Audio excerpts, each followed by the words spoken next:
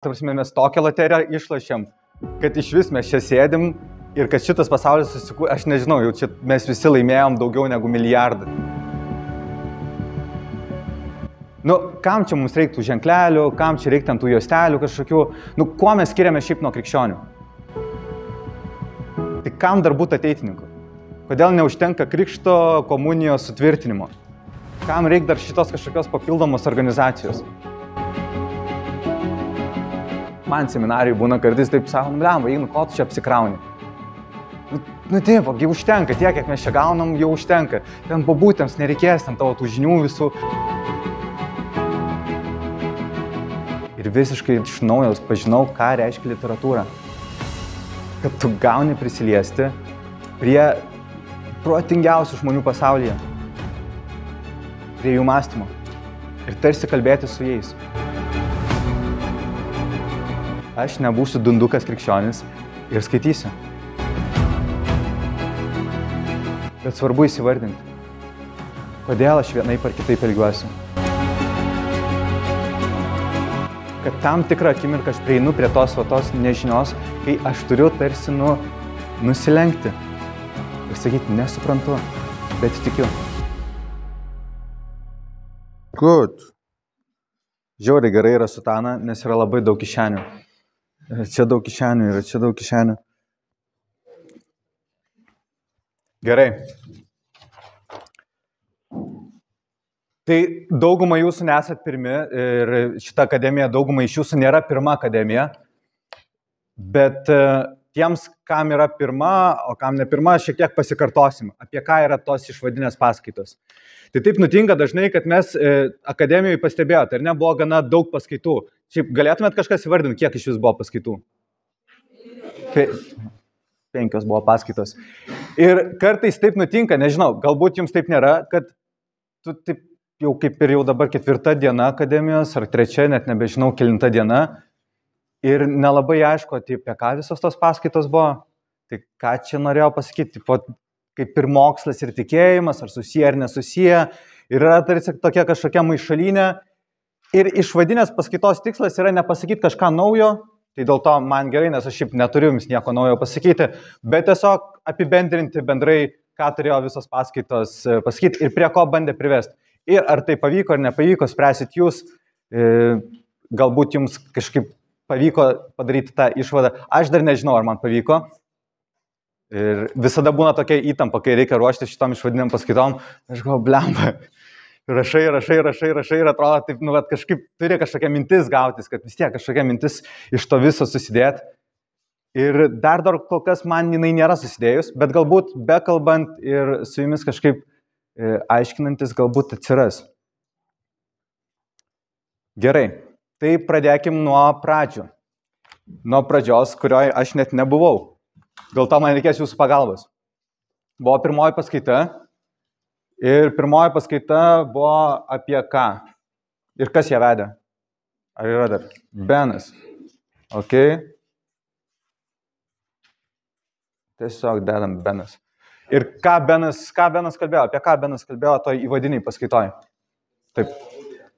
Kad kas? Okay. Gerai, kas dar?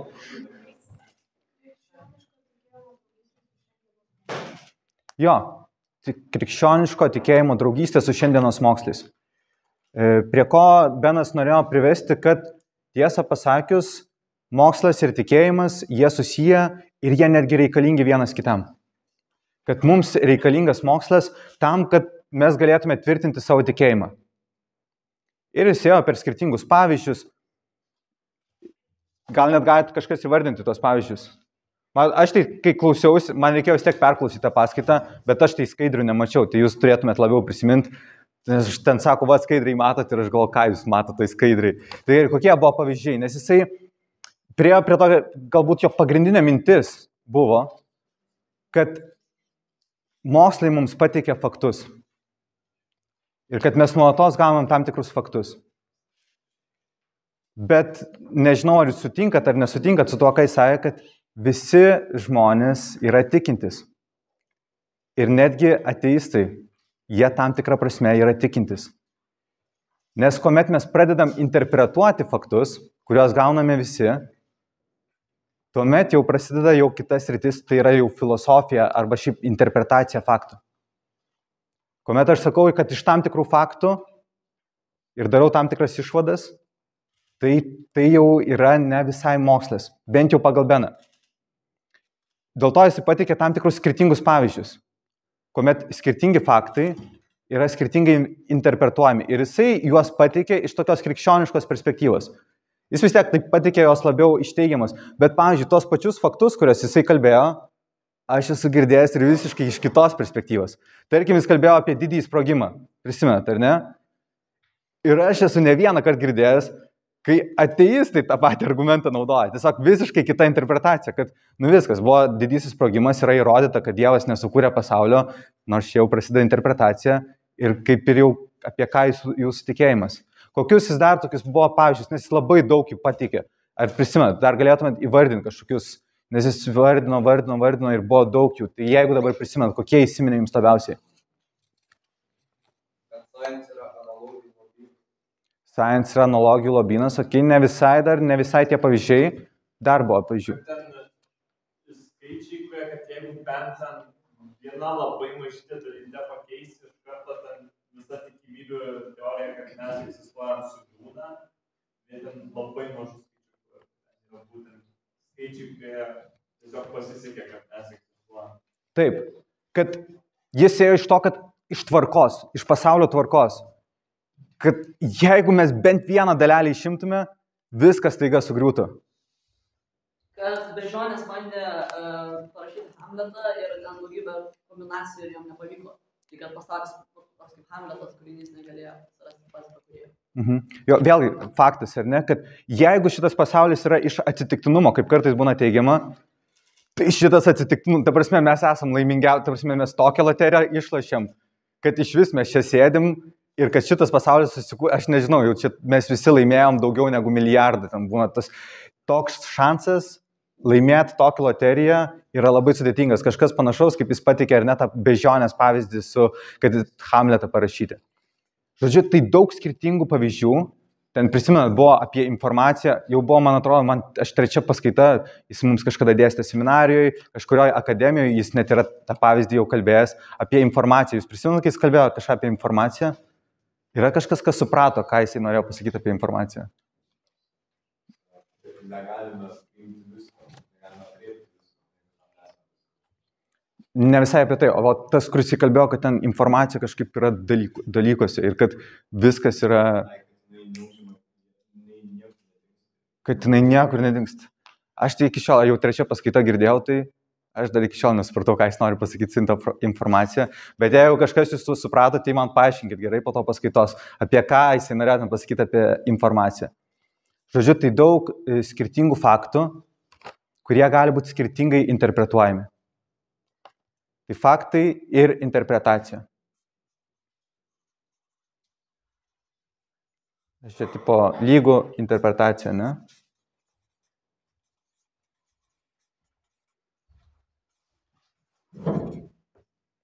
Visi gaunam tam tikrus faktus, priklauso, kaip juos interpretuojam. Būtent, ne?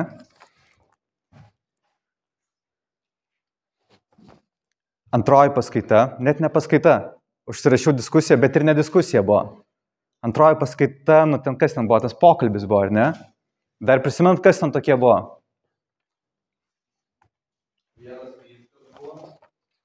Kas toksai? Fizikas.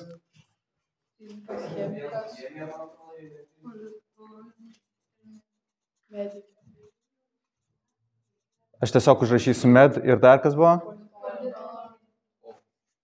Pol. Galima taip? Gerai. Prieš akademiją mums dėsto šiuo metu Vincentas Litenis, galbūt kai kurie žinot, jisai dažnai atvažiuoja ir yra gana toks ateitininkų draugas, pats ateitininkas. Ir mes kalbėjomės apie ateitininkus ir apie ateitininkus kaip bendruomenę, ar ateitininkai yra bendruomenė. Ir labai įdomi mintis, aš kažkaip niekad nepagalvojau, žinai, sako, žinai, Ignai, aš galvojau, o tai kuo ateitininkai skiriasi? Nu, kam čia mums reiktų ženklelių, kam čia reiktų tų juostelių kažkokių, nu, kuo mes skiriame šiaip nuo krikščionių? Nes jūs visi, ar ne, esate turbūt, nu, krikščionis, kas įvardinat save kaip ateitininkus, tai turbūt pirminis yra, kad jūs turbūt krikščionis. Tai kam dar būti ateitininku? Kodėl neužtenka krikšto komunijos sutvirtinimo? Kam reikia dar šitos kažkokios papildomos organizacijos? Enigės, Augustinai. Artėjom prie to, kad išspausti viską, ką galime, ne? Apie kažkokį spaudimą, tarsi kažkokį potencialą ištrauktume iš savęs, ne? Jo, dar kažkokių idėjų? Tikrai padeda, kaip gerai skaičiuojamas būnės. O tai duoda tam tikrą bendruomeniškumą, ne? Kad tu supranti, kad nesi vienas visame tame. Gilinti žinias. Kaip mes dažniausiai gilinam žinias? Paskaitos, o kaip dar, pavyzdžiui, vienas namuose esi, kaip tu gali gilinti? Kažkas savo, netgi jūs visai nesenai turėjote tą praktiką, ar ne? Jis savo, jo, ateitininkas skiriasi nuo kitų krikščionių. O aš, tai nereiškia, kad kiti krikščionys neskaito. Tiesiog, tu turi skaityti. Tu duodi įsipareigojimą, šitą ženkliuką, kai kurie šiandien davė, kad aš skaitysiu. Aš nebūsiu dundukas krikščionis ir skaitysiu.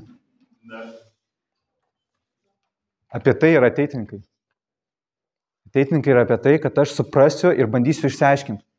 Ir šita mintis kartojasi visose paskaitose, jeigu jūs taip išgirdot, kad visi, netgi Benas kalbėjo, ar ne, kad jis turėjo kažkokį troškimą sužinoti. Milda kalbėjo apie tą tokį, jai norą atsakymų. Kad jinai užduodavo klausimus ir jai netgi kai kurie sakydavo, tie patys krikščioniai, netgi ateitininkai, kaip bebūtų gaila, jai sakydavo, tu per daug klausinėjai. Man seminarijai būna kartais taip sako, blemba, Ignai, ko tu čia apsikrauni? Nu taip, užtenka, tiek, kiek mes čia gaunam, jau užtenka. Ten pabūtėms nereikės, ten tavo tų žinių visų, kam tau čia dar apsikrauti. Bet ne tame esmė, man pačiam įdomu, aš pats noriu sužinoti. Kodėl mūsų tas tikėjimas yra toks? Pažinti mūsų tikėjimo gylį. Ir tam reikia skaityti. Ir visi, jeigu jūs girdėjot, jeigu jūs kažkaip bandėt taip įsigilinti į ką jie kalbėjo, jie visi tą tokį troškimą įvardino. Pavyzdžiui, man labai patiko Emilijos politologijos pasidalinimas. Savo aš visą laiką turėjau daug klausimų. Ir tos žinios man padėjo dažnai gauti tam tikrus atsakymus. Prisimenat, jinai net buvo įvardinus, kad žinios net privedė ją prie tam tikros tikėjimo krizės, bet tuo pačiu tos žinios išvedė. Bet jeigu atidžiai klausėtės, ne tik žinios. Čia aš pasinaudosiu žiauriai nuvalkytą frazę ir jinai, net man pačiam šiek tiek gėda, kad aš šitą sakau, bet žinot, koks yra didžiausias atstumas pasaulyje? Ar mūsų ir Dievo? Nu, ne visai.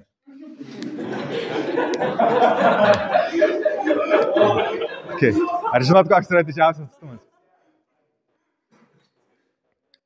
Didžiausias atstumas yra nuo čia iki čia. Kaip nelikti vien žinių lygyje? Kaip nelikti vien šaltų intelektualų, kuris viską supranta, viską žino, bet neturi širdies.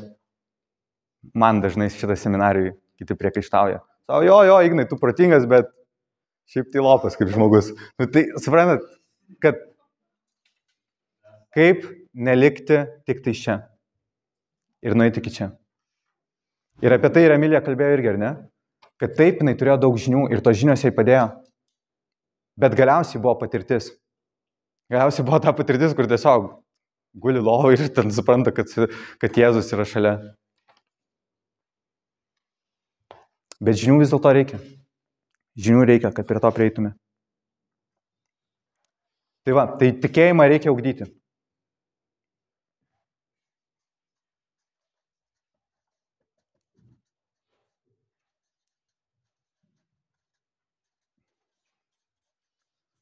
Nu ir dar prašysiu skaityti.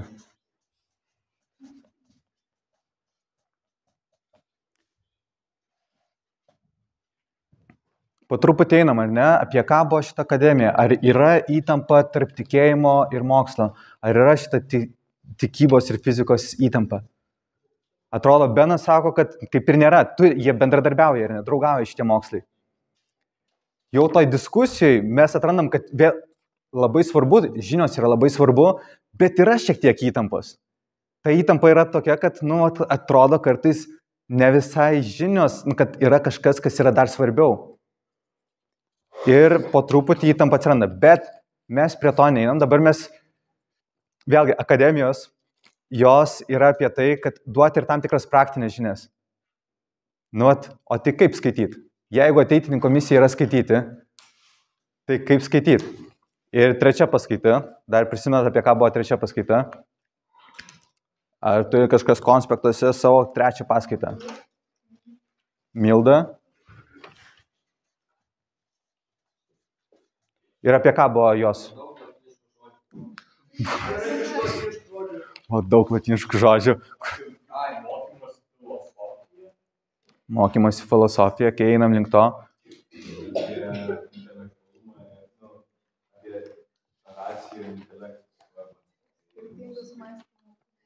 Laisvė nesuinteresuota mąstymą. Laisvė nebūtina neporeikis, bet tiesiog. Taip, jinai atskyrė, ar ne, kad gali būti tas techniškas mąstymas, toksai, kad aš turiu išsiaiškinti, kaip veikia dalykai.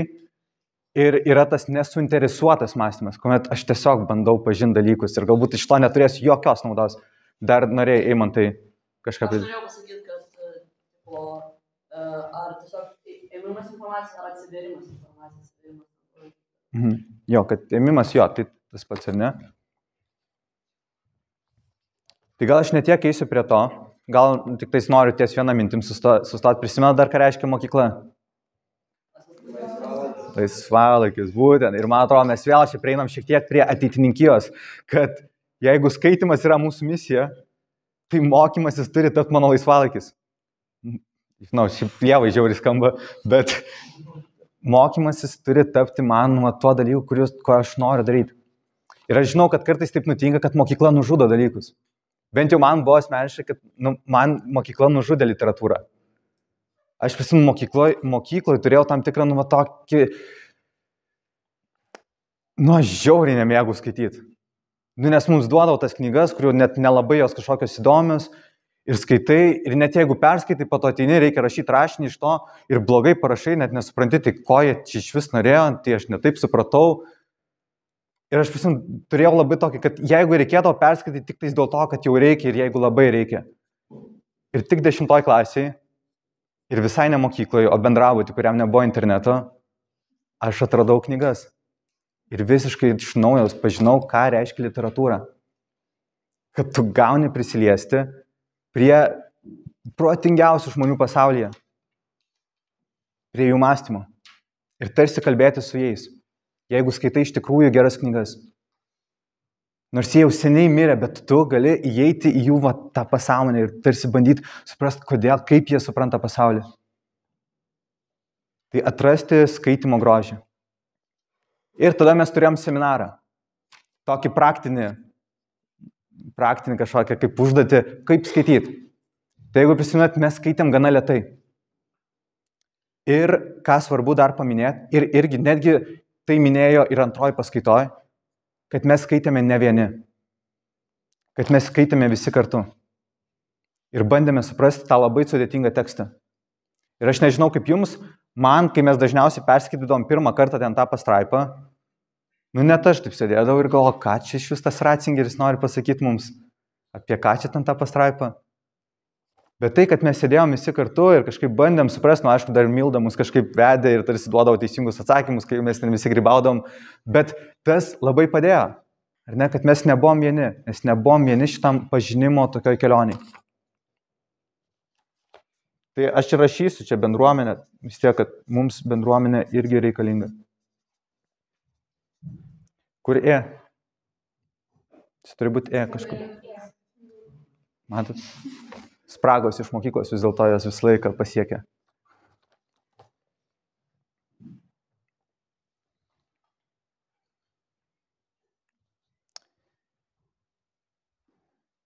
Ir ar dar prisimenat, kuo skiriasi tikėjimas nuo mokslo pagal Mildą iš to teksto? Jo, visi vartai iš karto konspektus. Ten mes buvom kažkaip įvardinę, ar ne? Kad abu yra apie mąstymą. Tiek tikėjimas, tiek mokslas yra apie mąstymą. Jo, Augustinai, tu prisimeni kažką?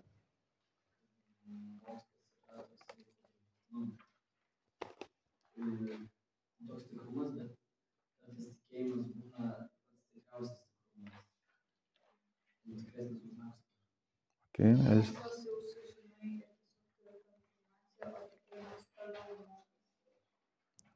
jo, būtent, kad mokslas yra apie mąstymą, kuris prieina prie tam tikro akivaizdumo ir tuomet sustoja mąstymas.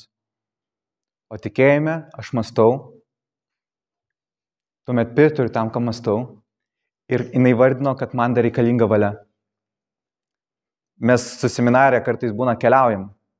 Ten kažkur, ir atvažiavom į tokią vieną vietą. Ten buvo, aš specialiai bandau neįvardinti, nes visai nesenai tai buvo. Ir ten mes atvažiuojam ir adoracija. Mes sėdim toje adoracijoje ir žinot, būna adoracija per Marijos radiją. Galbūt kažkam yra tekę tai patirti. Kad vyksta adoracija ir sako, dabar transliuojama per Marijos radiją. Ir žinot, per Marijos radiją negalima niekada tylos. Nėra tylos akimirkos. Turi būti visą laiką kažkoks garsas. Tai reikia visą laiką tą garsą užpildyti. Ten maldom, giesmėm, nesvarbu, tu ten iš nuoširdžiai tas maldas kalbi, ne nuoširdžiai tas maldas kalbi, tiesiog tu turi užpildyti, nes eteris vyksta. Ir mes sėdim. Mes seminarijoje kartais būna tokie dalykai, mes nelabai renkamės. Ta prasme, mums tiesiog liepia važiuoti tą adoraciją ir viskas. Ir mes visi sėdim toje adoracijoje. Ir turim užpildyti tom giesmėm, giedam kažką, kažkas turi kažką paskaityti. Ir aš toks sėdžiu ir galvoju, kas čia per... Kodėl mes tą darom? Kas šis... Ir aš tada sėdžiu ir mano ta mintis toliau pradėjo keliauti. Ir kodėl mes šis... Ta prasme, adoracija... Šiaip žiauriai keista, nes aš kaip ir 5 kursai jau turėčiau ir suprasti, ar ne? Bet sėdžiu ir ko mes iš vis sėdim ir žiūrim. Taip atrodo, kad mes žiauriai keistai. Ir tarp pagalvoju, o jeigu dabar taip ateitų random žmogus, kuris nieko nesuprastų. Tiesiog taip ateitų ir kaip mes jam pasirodytum iš šono. Žiauriai kvailai, žiūrim tiesiog į kažkokį sausainį. Visi ir sakom nuolatos kažkokias maldas kalbam, nuolatos bandom užpildyti kažkokiam giesmėm. Žiauriai keistai atrodo šita malda. Ir vis dėlto tai yra malda. Ir vis dėlto ten tikrai veikia Kristus. Ir čia jau reikia mano valios, kuri bandytų kažkaip peržengti per tas visas abejonės, kurios ateina su mano visu tuo žinojimu. Ir galbūt taip, tikrai ten yra kažkokių klaidų, bet kuo skiriasi mokslinis pažinimas nuo tikėjimo pažinimo? Kad tam tikrą akimirką aš prieinu prie tos nežinios, kai aš turiu tarsi nusilenkti ir sakyti, nesuprantu, bet tikiu. Negaliu pasakyti iki galo, bet vis dėlto tikiu.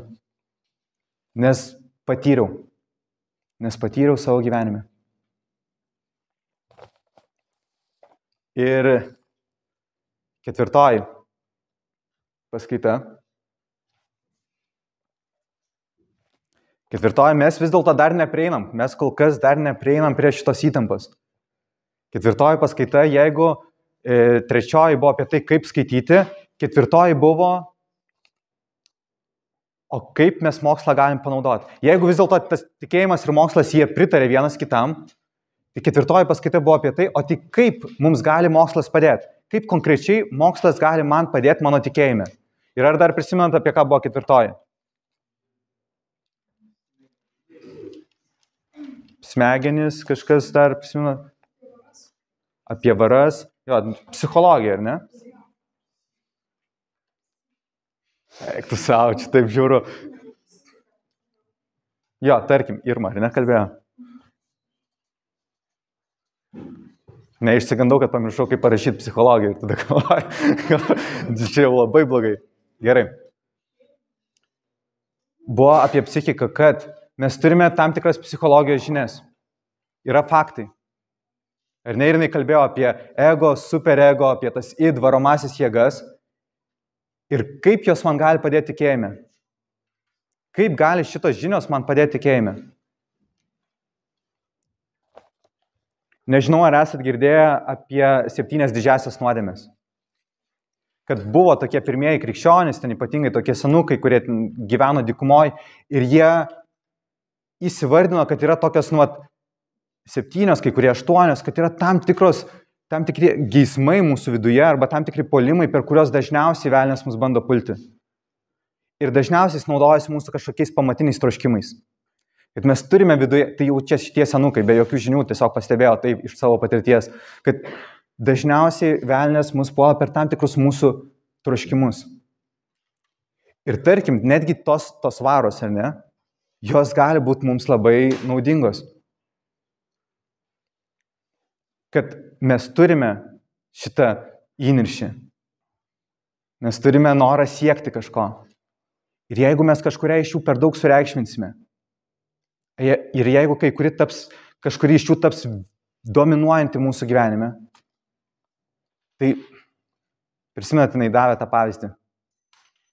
Kur aš važiuoju? Kur aš važiuoju? Nuolatos savęs klausti, kur aš važiuoju?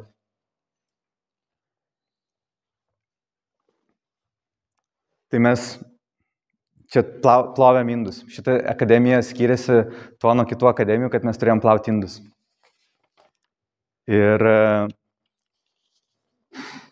aš prisimenu, jinai kalbėjo apie tą superego. Apie tas, kažkokį idealą vidinį, kurį turi. Aš vaikystėje važinėdavau, mes su šeima važinėdavom į Baltriškes. Galbūt kažkas žinot, Baltriškes yra toksai ten vienuolynas ir ten dažniausiai per visas stovyklas visi plauna indus, visada plauna indus. Ir aš turiu šitą žiauriai fainą prisiminimą iš vaikystės, kaip mes ten plaudom indus ir visai būdavo fainai. Ir tada yra realybė, mes čia turim plautos indus. Ir šiandien mano grupelė reikėjo mums plauti indus. Ir mes plaunam indus ir šlikštų žiauriai, nes ten tas, čia kai kurie geria tą skystį, bet reikia tą skystį nuvalyti ir ten, taip, ir daug mieliau ten yra tiesiog šokti, ten kol kažkas plauna tos žiauriai šlikščius indus, o tu tiesiog šoki ir žiūri, kaip tai daro. Ir man matot, yra įtampa tam tikra vidinė, kad yra mano tos varos, kurios nori tarsi pabėgti nuo to, bet tada yra mano ego, kuris nusako, Ignai, žiūrėk, kažkaip bandom komunikuoti tarp to tavo idealo, kad yra žiauriai faina, nes mes kaip bendruomenė augam, plaunam kartu, esam buityje, bet yra ir tavo tos varos, kurios nori pabėgti čia kuo greičiau ir nebūti čia ir kažkaip nueiti ten žaisti ką nors ir darom kompromisus. Ir svarbu tai įsivardinti. Šis žiauriai paprastas pavyzdys, galbūt net šiek tiek kvailokas, bet svarbu įsivardinti. Kodėl aš vienaip ar kitaip elgiuosi. Ir psichologijos žinios man gali padėti. Psichologijos žinios gali man padėti, čia kaip sakom dažnai, kaip atsiliepti savo pašaukimą. Kaip atpažinti savo pašaukimą. Tai pirmiausia, aš turiu save pažinti, kad iš vis galėčiau į kažkokį pašaukimą atsiliepti. Turiu atpažinti savo dovanas. Turiu atpažinti savo silpnybės. Turiu atpažinti savo vidinės laikysenas, savo sužeistumą turiu atpažinti. Ir dažnai, jeigu aš pats tai darysiu, bandysiu kažkaip, reikia žinių, reikia tam tikrų pamatinių psichologijos žinių, kad galėčiau tai įsivardinti. Dėl to, vėl, ateitininko misija. Svarbu skaityti, svarbu domėtis, svarbu ugdyti savo tikėjimą. Kad mano tikėjimas būtų pastatytas ant tam tikrų žinių, kurios man galėtų padėti mano tikėjimo kelionėje.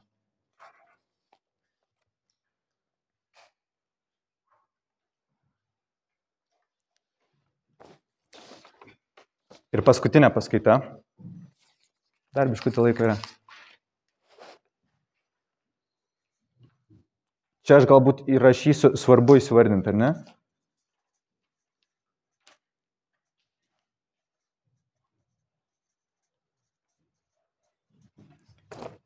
Penktoji paskaita.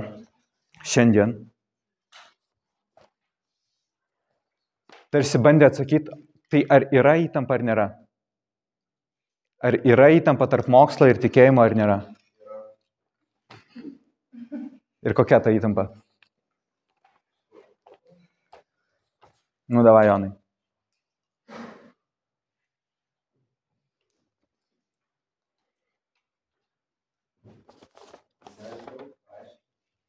Man patinka, aš taip dažniausiai jaučiuosi per egzaminus. Aš žinau atsakymą. Tai davai. Gerai, pradėkime ar ne nuo pradžių. Pirmoji paskaita buvo apie tai, priklauso viskas nuo to, kaip mes interpretuosim faktus. Antroji buvo apie tai, kad reikia mokytis ir reikia skaityti, reikia domėtis. Tai mokslą reikia panaudoti. Trečioji buvo apie tai, kaip mums tai daryti. Ketvirtoji buvo, kaip mes galime praktiškai panaudoti mokslą savo gyvenime. Kaip mes praktiškai galime, ir jinai pažiūrėjo labai specifiškai į psichologijos žinias, kaip mes galime jas panaudoti. Ir penktoji, bandydama atsakyti tą klausimą, ar vis dėlto yra įtampa, pirmiausia mums pristatė, kad įtampa yra, bet įtampa nėra tokia, kokią mums dažnai pristato ne akademijose. Pirmiausia dėl to, kad, kaip jūs supratot, kad mokslas, kokį mes turim dabartinį mokslą, tai čia bažnyčios kūrinys. Kad dabartinis mokslas realiai yra atėjęs iš krikščionybės. Bet vis dėlto krikščionybė, kuri ir pradėjo šitą mokslą, tai galbūt tik tais vienintelis kūrėjas ir gali kritikuoti kūrinį šiek tiek. Kad yra tam tikrų įtampų. Ir yra tam tikros ribos mokslinio pažinimo. Ir Vygandas įvardino tam tikras ribas. Kad pirmiausia, mokslas nuolatos keičiasi. Jis nuolatos keičiasi. Dėl to yra labai pavojinga, jeigu mes mokslą suabsoliutinam. Nežinau, kiek iš jūsų jau dabar tenka rinktis studijas, arba šiaip jau galvoti apie savo ateitį, kai kurie jau studijuojat. Ir kaip be būtų gaila, dabar turbūt dažniausiai pastebėjot, kai reikia kalbėtis apie studijas, ypatingai jeigu kalbate su tėvais, ir netgi tėvai dažnai gero norėdami, kažkaip stengiasi, kad vis tiek pasirinktum tokias studijas, kur darbo bus. Sako, gerai, jeigu kad ir stosi ten į kokią teologiją, bet o tai kas, iš ko tu valgysi? Kad vis dėlto, kaip be būtų gaila, dažniausiai mūsų visuomenė yra suabsoliutinamas tas techninė, kiek man tai naudinga. Kiek man tai naudinga. Bet tas pažinimas, kuris tiesiog, kad suprast, o kaip šitas pasaulis veikia, kodėl mes elgiamės vienaip ar kitaip, jis nebėra toks naudingas, nes jis realiai tau neduos praktiškos naudos. Darbo tokio kaip ir nelabai gausi. Galėsi filosofuoti, galėsi ten būti toks parčių, galėsi visur kalbėtis, bet šiaip darbo nelabai duos. Dar jis pasakė, kad tas dažniausias vartojamas, ir tikrai jūs tai tikrai esate girdėję, aš irgi ne vieną kartą esu girdėjęs iš diskusijų, mokslas įrodė. Ir nuolatos, netgi būna straipsniai tokie, mokslas įrodė, kad ten pasikeitė kažkas, kad nėra tokio dalyko kaip vienas mokslas. Yra daug skirtingų mokslininkų su daug skirtingų nuomonių, kurie bando prieiti kažkokią, bando pažinti šitą tikrovę. Bet tokio kaip vieno dalyko, kaip mokslas, nėra. Žinau, su Biblijos studijom yra labai pavojinga, nes dabar Biblijos studijos jos labai auga ir, atrodo, vis atsiranda naujų interpretacijų Biblijos.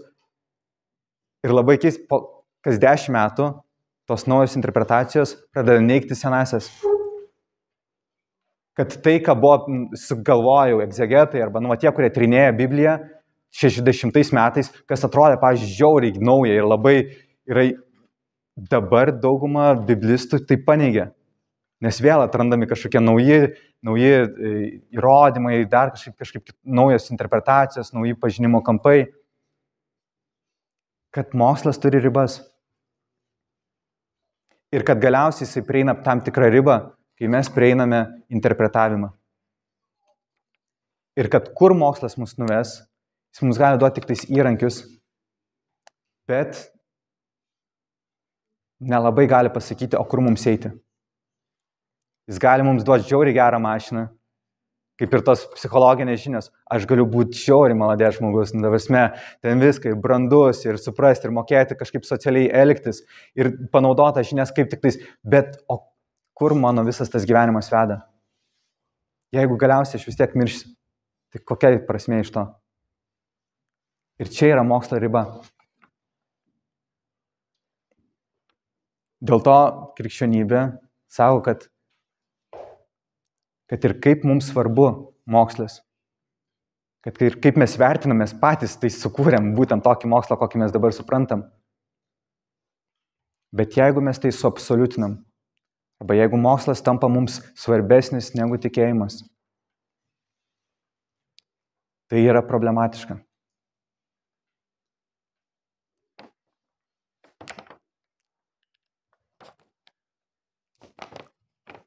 Sako, dabar jau nebepopuliaru ten cituoti kokius ortodoksus dėl politinės situacijos. Bet kartais, man atrodo, tam tikrų įžvalgų iš jų galima vis tiek pasiimti. Mūsų katalikų bažnyčia yra apie tai, kad mes bandome suprasti savo tikėjimą. Ir teikti kažkaip, kad mūsų tikėjimas yra toks ir toks. Bet jeigu jūs esat kada nors domėjęsi šiek tiek ortodoksų tikėjimu, ta prasme, čia rytų bažnyčia, jie labiau eina tokia, vadinasi, toks sunkus žodis yra apofatinė teologija, neigimo teologija. Kad viską, ką mes galim pasakyti, yra tik tais, kad Dievas koks jis nėra. Kad Dievas nėra nei geras, Dievas nėra nei mylintis. Ką tai reiškia? Kad Dievas nėra geras tą prasme, kurią aš suprantu gėrį. Kad Dievas nėra mylintis tą prasme, kurią aš suprantu mylintis, nes jisai peržengia mane.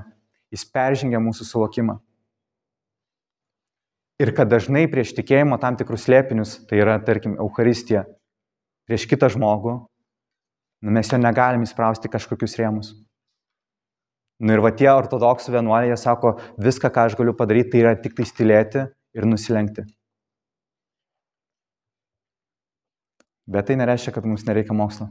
Kad prie šito tikrai nuoširdaus supratimo, kad aš tiesiog nusilenksiu ir tylėsiu, reikia žinių, kad prie to prieitų. Kad prieit prie tokio supratimo.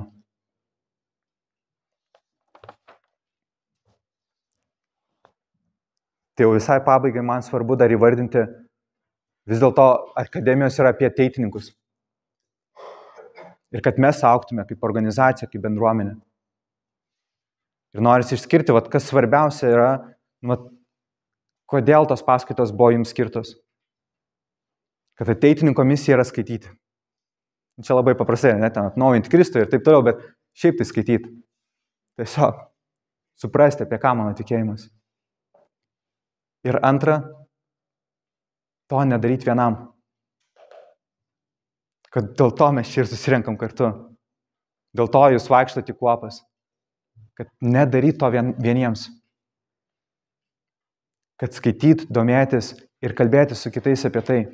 Kad bandyti iškelti tuos klausimus, kurie man keisti klausimai. Arba kurie man neduoda ramybės. Nebijot jų, nebijot klausti, nebijot abejot savo tikėjimu.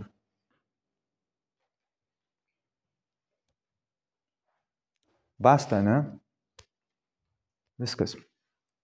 Apie tai, man atrodo, buvo mūsų akademija. Tai įtampa, jinai nuolatos bus. Bet reikalingas ir tai, ir tai. Ir tikyba, ir fizika.